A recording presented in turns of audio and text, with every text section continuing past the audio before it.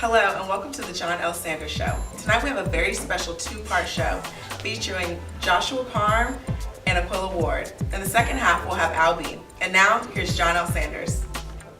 Hi and good afternoon. Welcome to the John L. Sanders Show. I will be your host today, Erica Henry Mitchell. I'm actually filling in for John. He is not quite feeling well today, so let's make sure we send our prayers his way. Also, this show is going to be dedicated to my mother and my father, who is James Henry and Virginia Henry. Now, we're actually going to kick off this show this afternoon. We have our guest, Arquilla Ward, with us. And just a little bit of background about Miss Ward. I have her bio here, and it's compelling, to say the least. I'm not going to tell her story. I think the best thing to do would be for her to tell us her story. But some of what she sent me was, as a kid, I never felt or seen what it was like to be a child. To me, that's enough said right there. So how are you this afternoon? I'm great with yourself. I'm doing good, thank you. So tell us a bit, about that statement, what it means.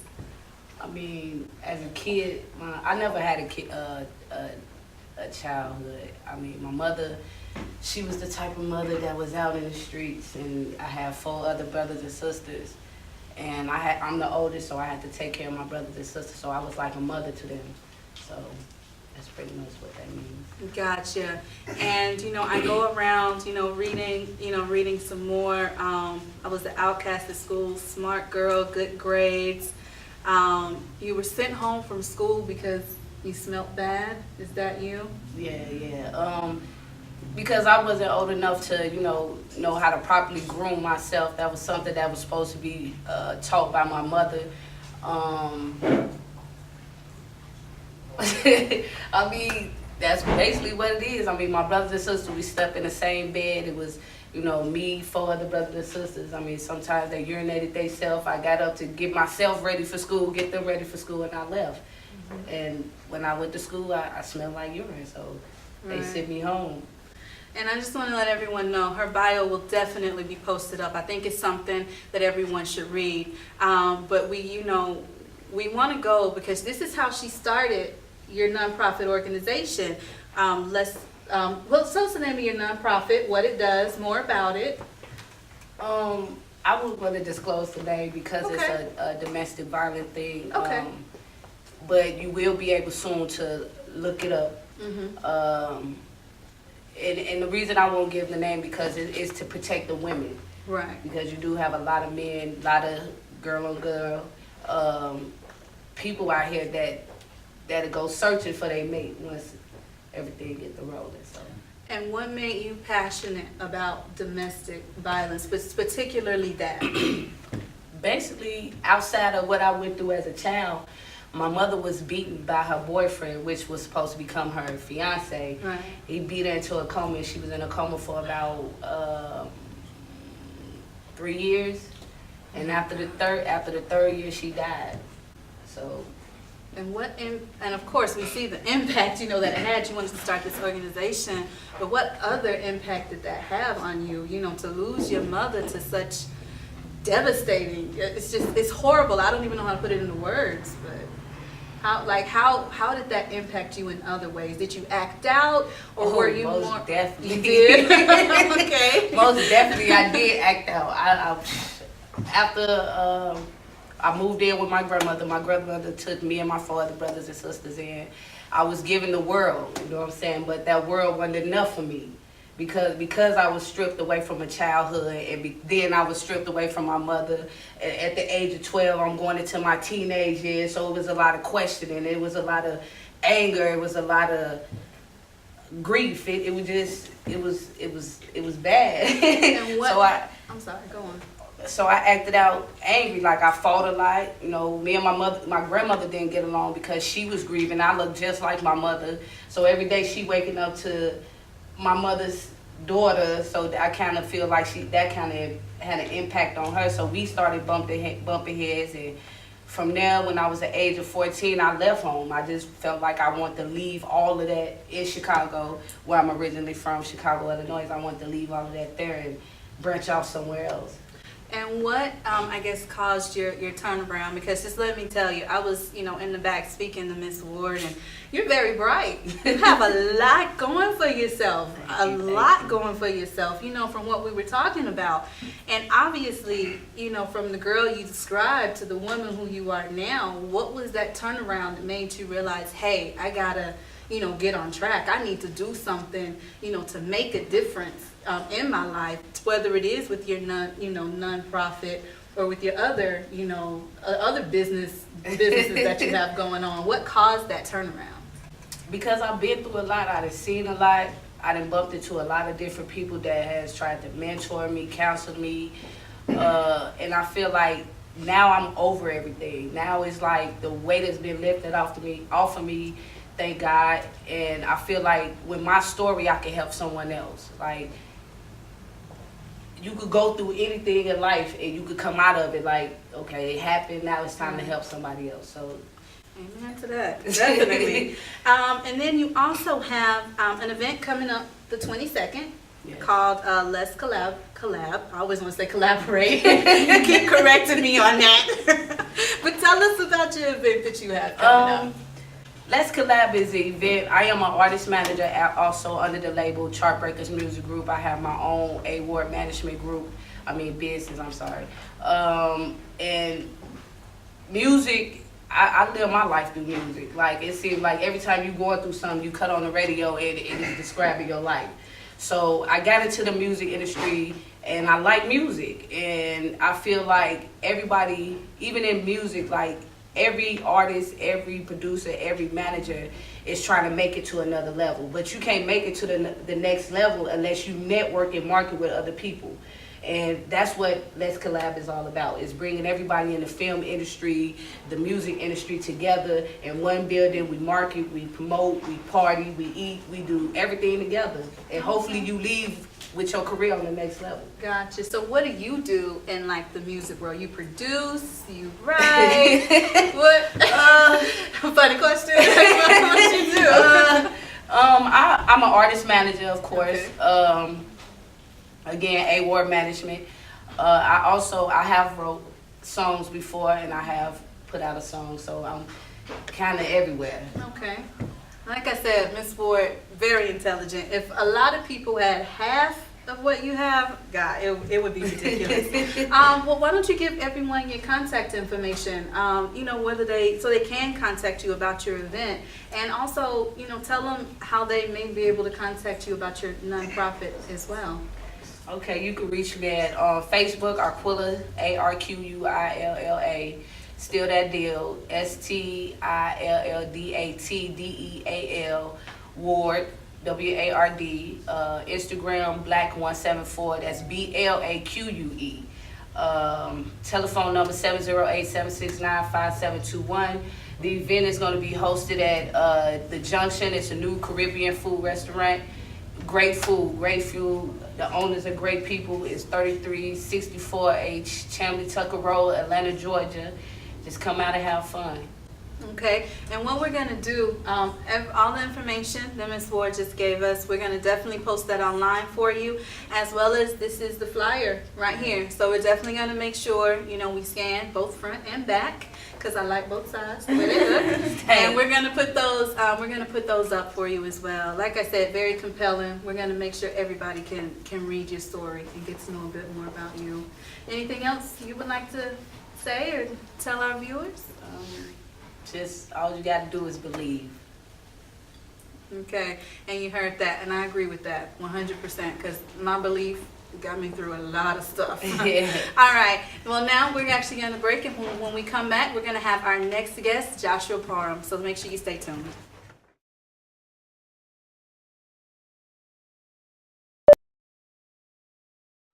I'm Martel. I'm Sasha. I'm Josh. I'm Sandra. I'm Matt. I'm Maria. I'm Aaron. I'm Desiree. I'm Pedro. I'm Marcos.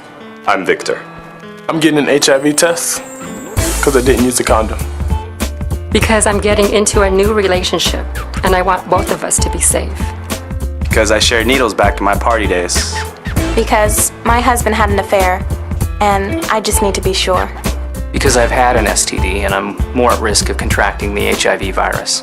Because now that there's a rapid oral swab test, I can no longer use my fear of needles as an excuse not to get tested. Because it only takes 20 minutes, and I can finally stop worrying. And it's free. Because I want to have kids, and I need to know how to protect my baby. Because I care about him. Because I care about him. Because I've got my own personal reasons to question my HIV status.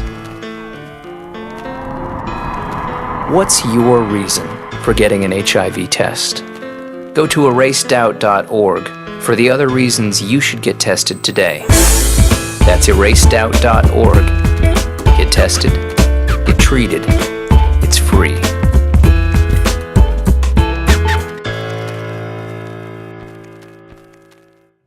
All right, and welcome back, you guys. John has joined us. How you feeling? A little better. I'm doing a little better. Better? That's Yeah. good. Look, I couldn't do it without this guy by my side. She could do it without me. Ah, look, got me blushing. Yeah. But now on to our next guest. We have Josh. How are you today? I'm doing very well. How are y'all? Doing good. Okay, so tell us a bit about yourself and just what it was like growing up. Okay. Well, my name is Joshua Parham. I'm the youngest of four boys. My brothers really were the inspiration to my life. Gave me a lot of guidance when I was growing up. My mom raised us by herself. I am a graduate of the University of West Georgia. Married to a wonderful wife who's in the audience. I'm hoping that'll give you some brownie points. What's her name? Her name is Janelle Sia. Right, And I love her dearly. Yeah. Oh, good one. Yes. Are you taking pointers, babe? Yeah. Okay. One of my passions is, of course, community service. Being around my family and basically making sure that I'm able to give back to individuals around me. If it wasn't for my brothers, I don't think I would have went to college. I definitely would not have graduated. If it wasn't for my father and the guidance that he gave me, I definitely wouldn't have gotten married. If it wasn't for the patience of my wife, I wouldn't have had anyone who was willing to wait until I became ready to be married. So with that being said, a lot of things that I do really revolve around giving back and making sure that I'm giving some of the things that were given to me to just help the next generation out. And I think that's where my business, Love on the Fly, came from. And of course, I did write a novel. It's a little bit on the nerdy side, so that's a completely different topic right there. Okay, so but before we get into that, I do want to give you guys a little bit more background about Joshua. Like he said, he did graduate from the University of West Georgia. Pretty much spent his entire life in Atlanta with four boys. God, how did your mother do it? Goodness. And I'm the smallest, so yeah, and that's saying a lot. That was a lot of food. He is an entrepreneur. You know, he just spoke about the business loveonthefly.com, which we are going to get into, as well as his first novel, Does he have one of the books here with us tonight? We have a little snippet of it, and we posted it online. I would definitely let you know. Yeah, let me know. I want a copy. Yes, Yeah. I want an autograph signed copy. I would definitely get that to you. Yeah. So, but it's titled "Rose: The Birth of an Immortal." So, you're a geek. You said it was Yes, geeky. it's very So, geeky. geek is sci-fi fiction for all you nerds out there. That's what we love. And yeah, G4 channel, right? Yes, sir. and we're just pretty much when we finish this interview with Josh, you're gonna scramble to your computers to sign up for Love on the Fly, as well as want to go out and buy this novel. All right. So, what made you want to become an entrepreneur? When did you realize that? I always tell people, anyone that knows me knows that the first job that I wanted to have when I was younger was a jelly donut. And I was for my brother. You didn't succeed with that. No, I did not sorry. make it. I didn't make it. My brothers, they told me that I could be anything I wanted, and they encouraged me. But I found out that it was mostly because they were making fun of me later on. But it was all in good humor. One of the things that made me really want to be an entrepreneur was just looking at my father. He is a general contractor, and some of the freedom that he had. When I went to college, speaking to some of my African American professors, they were talking to us about the disparity of actual black millionaires and billionaires in America, considering how many of us there are here, and just having the ability to take an idea, bring it to fruition, and just see it blossom. There's a lot of things that I think we as a people limit ourselves to because no one around us has done it before. So you feel like because my father or my grandfather or my great-grandfather never did that, I should never try that. As long as I'm getting this one simple check, I should be fine. And I always tell people, it's about your personal hustle. I have a 9 to 5. It's more like a 9 to 9. And anytime I need to stay up late, anytime I need to wake up early to do what I need to do to get to the next level, that's what I have to do. So there's just a lot of sacrifice that goes into forming your own business, a lot of tenacity that you really just have to have. I wanted to be able to leave a legacy for my family, leave something that I can give to my future kids, something that I can be proud of, something that I can use to influence other avenues of my life, such as community service, outreach, cartoons, things like that. When you have passions, no matter what they are, you have to be able to express those things. And I think being an entrepreneur is the best way to make sure that you're putting your best foot forward and you're being a positive example for your people, your neighborhood, your family. Okay. You know what? I just want to interrupt. I like when Josh said that. Going and try different new things. I'm trying to get my words together. Excuse me. But just like when I ran for city council, and now I work for a senator. But just try different ideas or different or maybe new avenues to get where you need to be in life. And also, I was always taught as well to try to get a career that will fit your lifestyle instead of getting a lifestyle that's going to fit your career. Because you can get a career that fits your lifestyle. Then you can take those trips, go on these long vacations, have money in the bank. But I just want to throw that out there. Yes, sir. And I have nothing to say. That's as deep as what they said. So, what's the challenge for you of being a young entrepreneur? Honestly, I'd say my number one challenge was becoming stagnant. When you start your own business, you're dealing with two different mindsets, in my opinion. You have the norm, what you know, what you're comfortable with. If you wake up every single day, you put on the same pants, the same shoes, you go to the same job, you're comfortable with that. That's not a bad thing either. You have to be able to work and develop those skills, but there's a lot of things that you'll learn at your job that you can apply to your life and to your own personal business. I've had friends that were in college when I was in college, and I'm going to sound like an old man, but I used to walk 5 miles. You was there, 5 miles to Target, 5 miles back. Didn't have a car. Mama didn't have any money to give me a car. My brother was driving a car we used to call a turtle van. I think I would have passed out. It was real bad, and I was just as big as I am now. But I had to do what I had to do. I couldn't ask Mom for money, but I appreciated the job that I had at Target. But I knew that's not where I was going to be for the rest of my life. I tell people you can learn things from a baby. If a baby touches something that's hot and sees you going for it, they're going to be like, don't touch that, it's hot. And you can either listen to the baby or you can think you're wiser than the baby. You can touch the hot pot and learn the same lesson he learned. But when you're in something that's comfortable, it doesn't mean that it's bad. It doesn't mean that going to the 9 to 5 is a bad thing. But sometimes when you're so comfortable, you forget to challenge yourself. And that can be something from the position that you're in to getting a promotion and feeling like, well, I should just stay in the job that I'm in. With that new job becomes new responsibilities, new challenges. I should just stay here. So instead of putting on that new shoe and breaking that new shoe in, you stay where you are. When you have responsibilities, you have bills, mortgages, you've got kids, you've got gas you got to put in your car. It's harder to make the sacrifices, to save the money, to take the time. So I think the challenge of being the person that you think you can be, being greater than you think you can be, is what was the number one challenge. Is just making sure that I knew that I was on the right path, that I had a good idea that was worth sharing, and then protecting yourself. You don't want to mortgage your house and then lose everything. There's smart ways to raise money. There are smart ways to start your business. There are better ways to build the structure that will become something.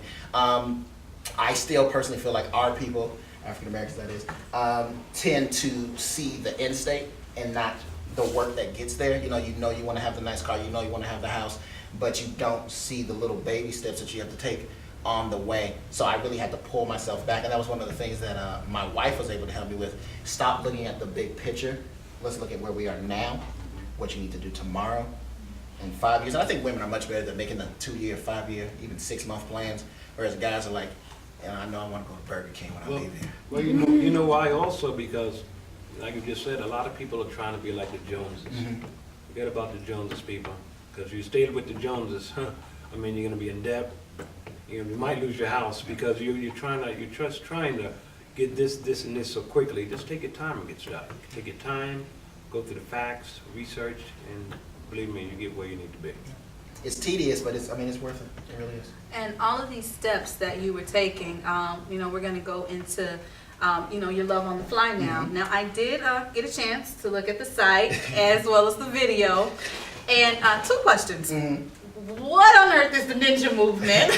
Which, if you guys want to understand it, you need to either pull up the video. We actually will have the video showing on here. I'm going to take a look at this. Can you pull up for me? I will as he starts speaking. Okay. You gotta wait. but what in the world is the ninja movement? How did you come up with it, and how does it pertain to Love on the Fly? And also explain to us what Love on the Fly is. Okay. But I like that the ninja movement. Maybe I might need to get into that. Yeah, I think everyone should join the ninja movement. First. Yeah. Hear what it is first. It sounds exciting to me. So what we say is join the relationship ninja movement, and we have a little mascot. He's a ninja. I should have brought one for everyone, but you can see him. Thank you for having the commercial up as well. So to explain the relationship ninja movement, let me first tell you what Love on the Fly is. Love on the Fly is a website that I came up with. And it was basically born out of necessity. I always say that guys talk about their relationships a lot more than women think we do. We just don't talk to y'all. We talk to each other, and then we talk to each other when it's too late. When you're trying to go somewhere and that one friend is like, nah, I kind of forgot to do A, B, and C, so now, I'm trying to get some roses sent to her job, but I don't really know where she worked, or the address to the place, so, He's going to be in big trouble. Yeah, so, that's when we start talking, and then even for me, and I always use it as an example when my wife and I first got married, I knew I had damage to my car. I needed to get my tires rotated, get some new rods put on. I knew what I was doing to my car, and I was in time. She never drives. She's always in the car with me, which is perfectly fine because I don't like her driving. She doesn't like mine, but she likes to read. Oh, look at you. Yeah. Look at you too. Sweetheart still. So, we worked that out, but then she was like, oh, you're putting your car in the shop. You should take mine too. So I get in her car, and it really felt like it was doing the Bankhead bounce. If anyone's old enough to remember the Bankhead bounce, like the car was like this. So I'm furious because I'm like, why is her car this bad? Who goes to work every day like this? Maybe she was trying to perfect it. I don't know what's going on. So I am I went to furious. Bankhead to learn that. My dad, I called him up and I was like, I cannot believe she did this. It was $1,000 worth of damage between the 2 cars, so on and so forth. My father laughs and he's like, what I do with your stepmom is every couple of weeks I take her car and I drive it around because she's just not as diligent with that aspect with the car. That's not the same with every woman. For example, my wife changes her own oil. I don't know how to do that. I'm not going to get on her car. It's weird. But she didn't want to rotate the tires. I need my car. The oil change too. So, and then I said to my father, I said, you didn't think you could tell me that before I had to pay $1,000? And he was like, well, I never thought of it. So, it was just stories like that.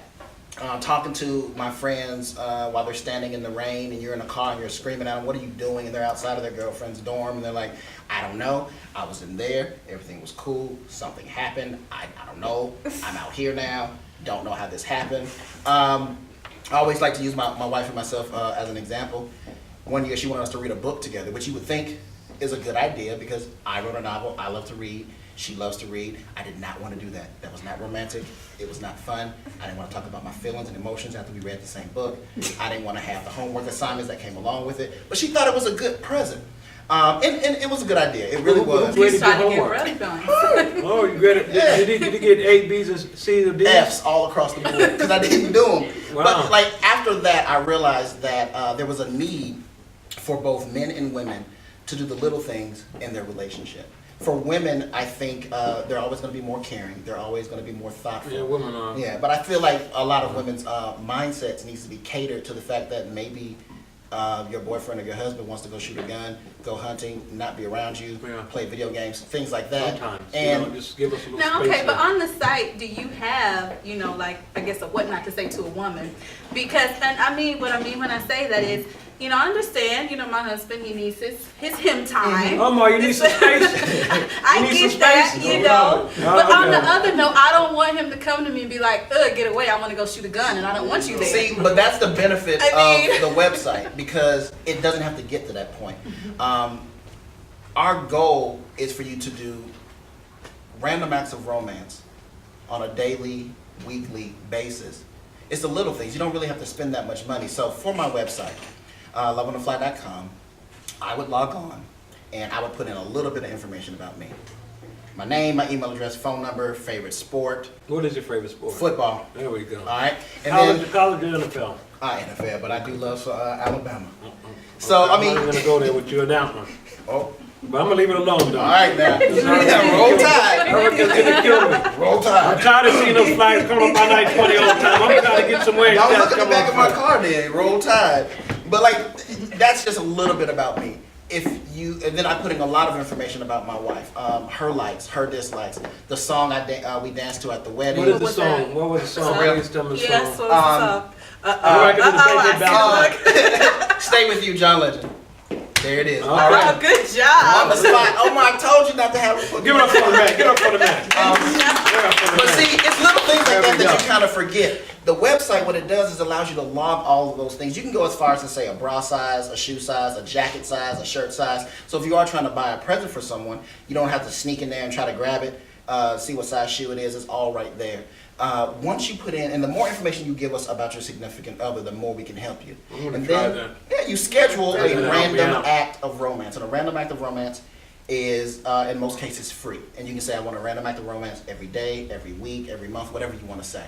So on the basic level of the website, it will remind you, hey, don't forget your anniversary is May 20th. It will recommend presents for you based off of what you've told us about your significant other, and it'll give you random acts of romance. So I might wake up and I might get an email to my phone that says, before you go to work, write a handwritten note that says, I love you. You do that, you put it somewhere where she can find it. It took you 30 seconds, who cares, right? But it means the world to your significant other. It's tailored to men and women, so everything that a man does falls into a section of the website called the playbook. Let me just ask you one question. I just want to, so when you remember her anniversary, that's the main thing. You get rewarded. See, and that's the thing. There we go. Absolutely. I like rewards. Absolutely. I mean, it don't have to be sex all the time. I mean, I can get maybe a Sony PlayStation, something like that. Okay, that's his question. But my question is, like, how does it pertain to women? I mean, because are you trying to tell me that, like, you know, I love you, baby. I'm going to put this, you know, on your briefcase before you go to work. You would look at that and be like, what is this crap? And throw it away. But see, that's the benefit of the website. There's a completely different database for ideas that women can do for men. Like one of the things that we have, and we've given code names to all of the plays that you can run. And for the women, it dumps into a section of the website. Well, for the women, it dumps into something called the cookbook. We have the playbook, you have the cookbook. Okay, sorry. That sounds so just stereotypical. Why do women get a cookbook? Because it's about building your relationship. You cook? You cook? You cook? She cooked. April, you cook? She You baked. can look at it. April's son cooks too. Oh, you gotta get a cookbook. Hey. Now. You gotta have the cookbook or you have the playbook. And then either way, like you can rank How you the cook? things. You cook? I cook. Hey. I have to fire him. Everybody cooks. Okay, so go on. You better cook for Al.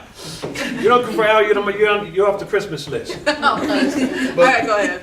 As you rank the things that you do, our website will become more organic. So let's say that you send flowers to someone and they say, like your example, thank you, baby, I appreciate it, but I really don't like flowers. I don't like the upkeep that comes with it. You rank it very, very low. You won't recommend flowers anymore. But if you send chocolates and someone reacts to that. I got in trouble on this one. Now, if I give her flowers, you better like the flowers. Come on now. If I'm spending how much do roses cost? $99 a dozen? Depends if you catch a sale. My wife doesn't like flowers, and I like flowers just because I feel like it's the Me and you would have problems if I was married to you. I'm bringing. All right.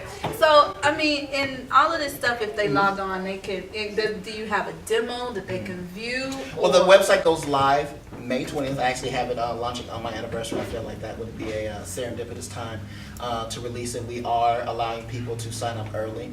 One of the benefits of the website, again, is just making sure that you do the little things. And I think some of the things that we're talking about where you don't want Omar to say to you, look, I need to be alone. I feel like if there are times when he knows he wants to be alone, like for me during football season, I don't like being around my wife. I love you, baby, but she likes to read books while I'm trying to scream at a play on the TV, and reading and screaming don't go together. So there's a section of the website called A Blind Side. Again, it goes back to football. So let's just say that I know that I want to have my boys over. I want to watch football. Omar has his boys over. Atlanta Falcons. Football. Exactly. What you can Norfolk State do University. is plan a blind side. And what I would say is, baby, you've been working hard. what I would like to do this Sunday is send you and your mom to get your hair done, go to brunch on me. She goes, she's happy to be gone. I'm watching the game with my boys, and I don't have to hear anything afterwards, all right? And if something gets broken while she's gone, I got time to fix it, all right? Okay, well, now I'm going to say we could probably agree to disagree on that. But, you know, just to kind of wrap this up. Omar, get the checkbook out. You're going to get both of the hair done. What else? But no, but just a few more questions to kind of wrap this up. How much does the service cost? Do you work on it as a team? And obviously, you know, your wife had a lot of influence on this. So how does she like the website? How does she feel about the website? Well, the cost is going to be $6.99. We wanted it to be cheaper than Netflix. I was about to say, you took the words out of my mouth, literally. We want it to be something that it can grow with you when you have kids, when you have in-laws. You can plug all them into the site. You don't have to do a random act of romance, but remembering your mother-in-law's birthday would probably be nice. The website will help you plan a father-daughter date, and you just won't lose track or sight of any of those things. And it's just balancing life and love. That's what it really boils down to, is being able to have all of these things. So we wanted to be very, very cheap when it came to things like that. As far as my wife and I working together, we do. I always tell people that she's the boss and I'm the boss when she ain't there. So there are certain things, like when she walk out the room, I got this, all right? But when she's there, you know, she's nicer than I am. She honestly is when it comes to, and she's more organized. For me, we have very, very defined roles. Are you an organized person? I am getting there. I'm about as organized as most men are. I'm not organized at all. I'm getting there though. And you know, when you find a helpmate, you have someone who can teach you, you know, some of those things and some of those tactics. But for us, we know we can't work together on everything, and I think that's just an honest assessment, and that's how you build a good business, is knowing what your weaknesses are and what your strengths are. She helps me out a lot more than she probably should, and it's always good to be able to bounce the idea off of another person who's going to give you an honest opinion. I think she likes the site. I hope so. I've used her as a guinea pig. You like the site? You like the site? She said thumbs she said up. she loves the thumbs up. Wow. So, you know, and it's tested well. We've tested with a couple of audiences. We've had some women who've said, well, I feel like it's lazy. And what I've said is, the difference is, lazy is a man who doesn't want to try. All right? Now, if he's willing to ask someone what you've done or what he should do, then that's a man that's working. A lazy man doesn't do anything. And I can say probably from a woman's point of view, I don't see it as being, you know, lazy, because at least you are trying to remember, and talking to somebody, you know, days and important times, and, you know, trying to find out things that will be romantic. I know I'm a very romantic person. Oh, Mark, she's romantic? Absolutely. All right. That's the right answer, sir. Yes, he knows how to answer. You know, so I mean, and I just think, you know, that as women, we need to start looking at an approach where if a guy wants to go online and see if he can get assistance as to how to help our relationship out, then I think that's fine. So I say kudos to the site. I can't wait for it to launch, and we will post the Ninja Movement online. Now we just want to wrap up a little bit. I'm talking about the book. Let me see what Tarjeta, is Al romantic? Yes. Oh, okay. Take up, okay. I say something. Okay, good. I just had to ask that. Work in progress. Sometimes what? I said we're all a work in progress. Oh, okay. Hey, but see, that's good though. As long as you're a work in progress, that means you never stop, you're never comfortable, you can continue to move forward, and that's really what our website is about, is just making sure that your relationship is moving forward and you're doing the best thing for each other. You know, when you're taking care of the other person, you don't have to worry about taking care of yourself. Right. Okay, and yeah, like I said, we just kind of want to wrap up. Yeah, Go ahead with the book. No, yeah, you're fine. No, we want to, you know, make sure you tell us about the book. It sounds exciting. I did get a pre-copy of it, and that was mine. I'm so sorry.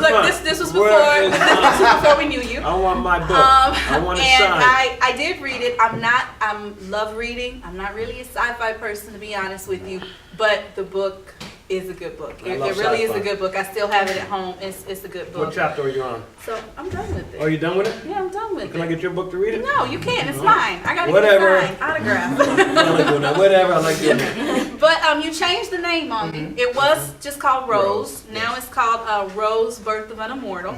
So, you know, series of questions again. Just kind of, you can answer them back to back to back for me. Tell us about the book. When did you know you want to write a book, and what was the biggest challenge of you actually writing the biggest challenge? All right, very quickly, I will say that firstly, I knew I wanted to write a book when I was very, very young. early teens. I've heard people say that most people who have written novels, they were good storytellers. Like they would sit down and tell stories and things like that. I never did that, but I was a magnificent liar. Like magnificent. Like if my mom came home and was like, "What happened here?"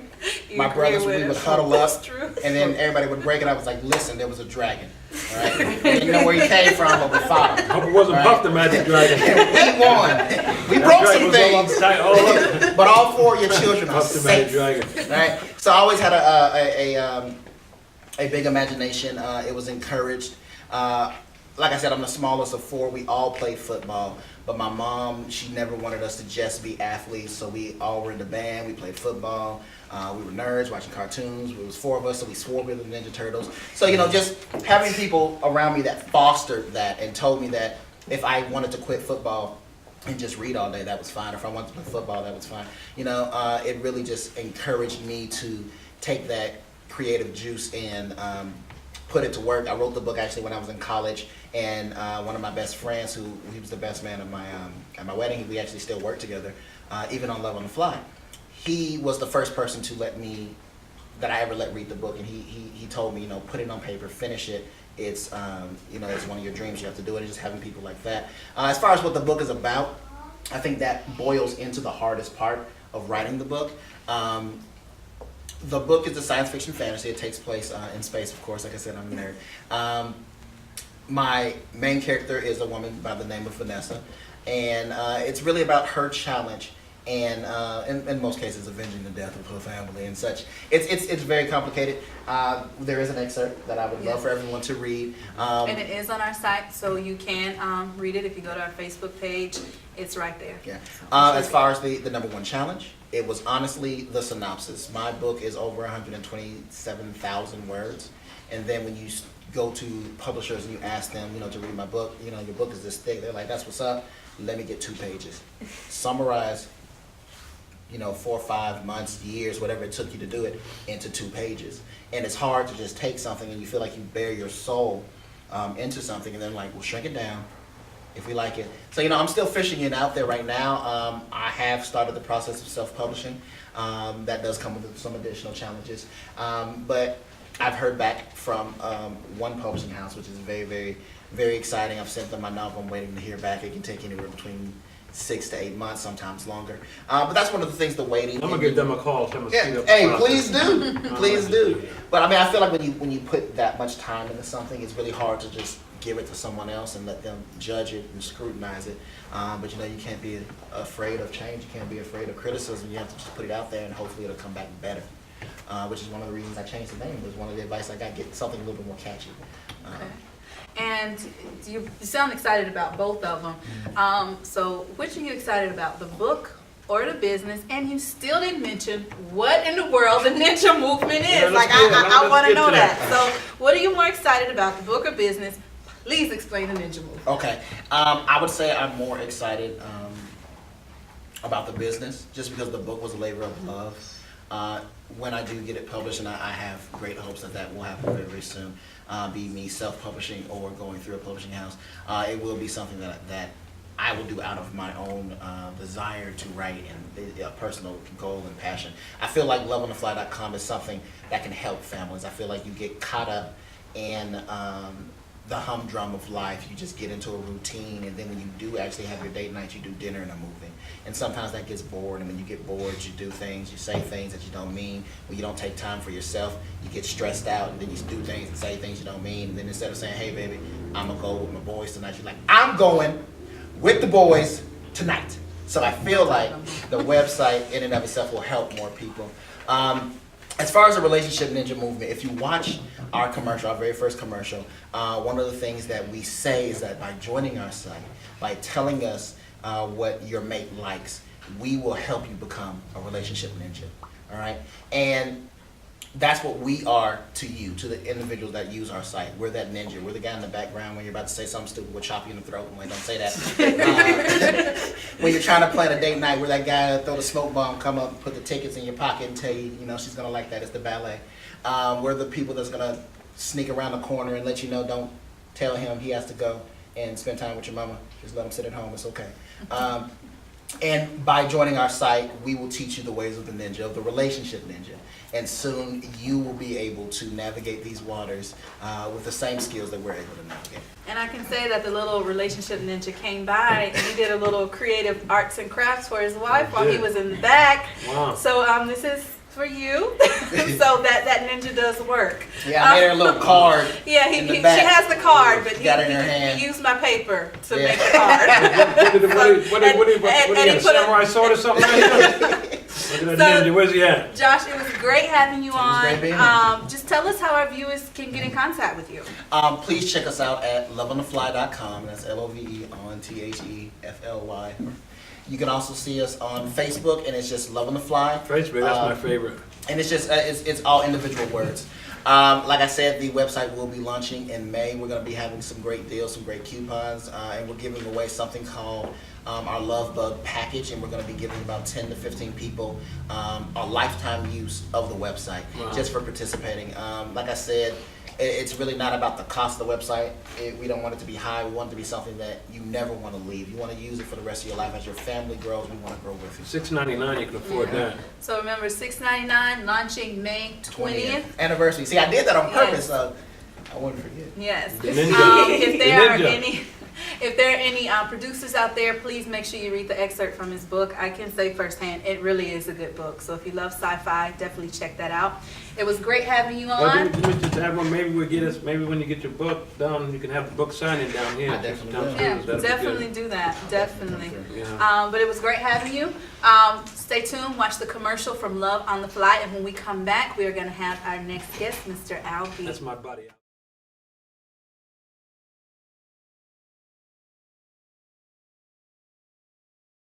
Congratulations, you're in love. It took some time, but you finally found the one. So what happens now? In most cases, life happens. You pay bills, go to work, get stuck in traffic, take care of your responsibilities, and somewhere in between, you try to squeeze in a little romance. But by the time the weekend arrives, you're too tired to think outside the box. So you fall into the same old routine and hope the spark that brought you together doesn't go out. Wouldn't it be nice to actually have time for your relationship? To have a little Casanova in your pocket helping you keep your dates from flatlining? Someone to remind you to do the small thing. Well, we've got you covered. Love on the Fly bridges the gap between what men and women think is romantic. Because fellas, it's not really the thought that counts if you keep doing the same old things. And ladies, starting a book club with your man is never really a good birthday gift. Love on the Fly remembers all the things you were going to forget anyway and puts it at your fingertips. That's right. If she's talking right now, just stop listening. We've got your back. And ladies, who cares what quarter it is? Touchdown, home run, it's all the same. Just let us know everything about your mate and we'll remember. Tell us their likes and dislikes, birthday, anniversary, and relationship milestones, all the way down to their shoe size. Tell us what you know and we'll make sure you'll never forget. Next, we'll start sending you random acts of romance. These are simple things you can do to keep your sweetie smiling. Most will only take 5 minutes out of your day and promise to give you a lifetime of love. By ranking the acts we send you, Love on the Fly will learn what your mate likes and start suggesting more things based on their personality, making you seem like a relationship ninja. Finally, we can't forget that a major part of staying in love is not losing yourself in the process. That's why Love on the Fly will always be there to help you run a blind side. Just let us know when you need some alone time and we'll help you plan the perfect romantic evening for your mate that doesn't involve you. All the while, they'll think that you're the most thoughtful person in the world for planning an outing for them and their closest friends while you've had the day to yourself. So join today and keep your love alive. Love on the Fly, the only site ran by relationship ninjas.